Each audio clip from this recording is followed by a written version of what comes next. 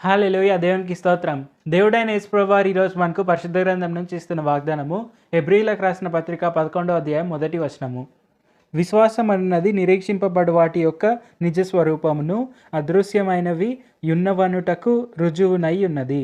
So ఈరోజు మనకు దేవుడైన యేసు ప్రభువారు ఏం చెప్తున్నారు అంటే, మన విశ్వాసం ఏదైతే ఉందో అది మనము చూడలేని వాటి యొక్క నిజ స్వరూపము. మనకు అదృశ్యమైన వాటివి అవి ఉన్నాయి అని మనకు చెప్పడానికి రుజువు అని దేవుడైన యేసు ప్రభువారు మనకు చెప్తున్నారు. సో దాని అర్థం ఏందంటే, మనము ఏదైనా ఒక విషయం, ఏదైనా ఒక గొప్ప విషయం కానీ, లేదంటే ఏదైనా డబ్బులు కానీ, ఏదైనా కానీ మనకు వస్తాయి అని మనము నమ్మినప్పుడు ఆ నమ్మకం అనేదే మనం పొందుకోవాలనుకునే విషయాల్ని మనకిస్తుంది. అంటే ఎలాగంటే, ఇప్పుడు ఏదైనా మనకు ఫ్యూచర్‌లో ఏదైనా ఒక డబ్బులు వస్తున్నాయి అనుకుందాము. మనకు ఈరోజు డబ్బులు ఎలా వస్తాయి అనే విషయం మనకు తెలీదు. కానీ మనము విశ్వాసం ఉంచుతాం కాబట్టి, ఆ విశ్వాసం అనేది మనల్ని డబ్బులు వచ్చే ప్లేస్‌లోనికి నడిపిస్తుంది. ఆ డబ్బులు వచ్చే ప్లేస్‌లోనికి మనం నడిచినప్పుడు మనకు అక్కడ డబ్బులనేది వస్తాయి. సో టెక్నికల్‌గా మనం ఆలోచిస్తే మన విశ్వాసమే మనకు డబ్బులనిచ్చింది.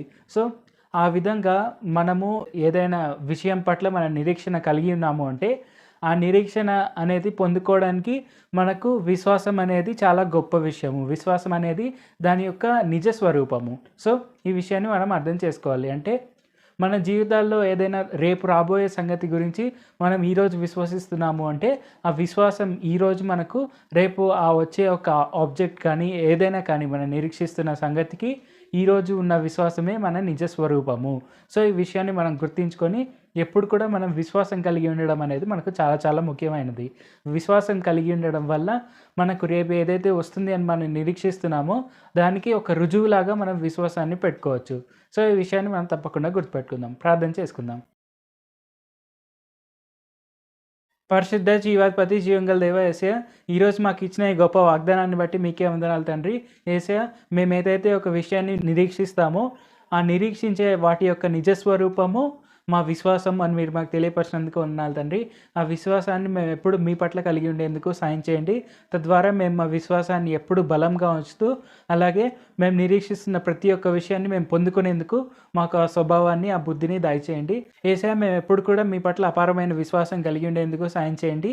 ఎందుకంటే అదృశ్యమైన వాటివి అవన్నీ ఉన్నాయి అని మేము చెప్పేందుకు మాకు రుజువు మేము మీ పట్ల ఉంచే విశ్వాసము అని మీరు మాకు తెలియపరిచినందుకు వందనాలు తండ్రి.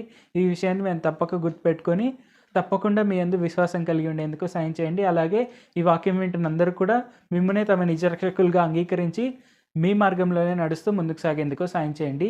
నజరేయుడైన యేసు నామములో ప్రార్థిస్తున్నాం తండ్రి. ఆమేన్. Thank you Jesus. దేవుడు మిమ్మును ఆశీర్వదించును గాక.